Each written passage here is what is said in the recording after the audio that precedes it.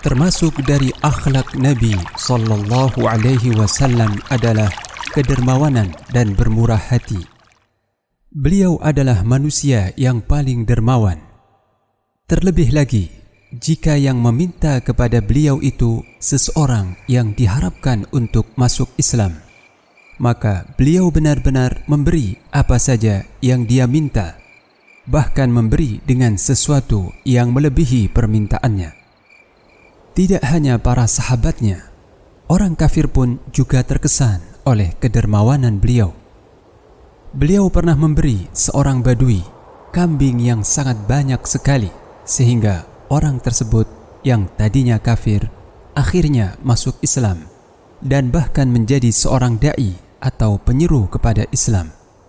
Anas bin Malik radhiyallahu anhu berkata, ما سئل رسول الله صلى الله عليه وسلم على الإسلام شيئا إلا أعطاه ولقد جاءه رجل فأعطاه غنما بين جبلين فرجع إلى قومه فقال يا قوم أسلموا فإن محمدا يعطي عطاء من لا يخشى الفقر. Rasulullah sallallahu alaihi wasallam tidaklah pernah diminta sesuatu dalam rangka melunakkan hati seseorang agar menerima Islam kecuali beliau memberinya. Sungguh pernah ada seorang lelaki datang kepada beliau, kemudian beliau memberinya kambing-kambing sebanyak yang ada di antara dua gunung. Orang itu lalu kembali kepada kaumnya seraya berkata, "Hai kaumku, masuklah kalian semua dalam agama Islam, sebab sesungguhnya Muhammad memberikan suatu pemberian sebagai seorang yang tidak takut miskin."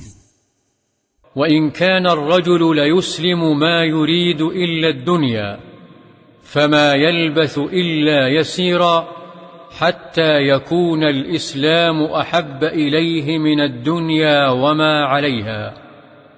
Sungguh lelaki itu masuk Islam dan tiada yang diharapkan olehnya melainkan dunia. Tetapi tidak lama kemudian agama Islam itu baginya lebih ia cintai daripada dunia dan segala isinya. Hadis riwayat Muslim.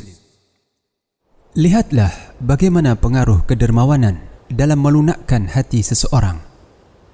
Nabi sallallahu alaihi wasallam benar-benar menempuh semua cara dan sarana yang syar'i untuk menyeru manusia kepada Islam.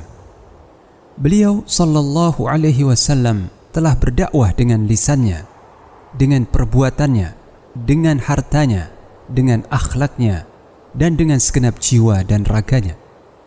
Kehidupan beliau seluruhnya adalah dakwah dan jihad di jalan Allah. Beliau adalah qudwah atau teladan bagi setiap da'i.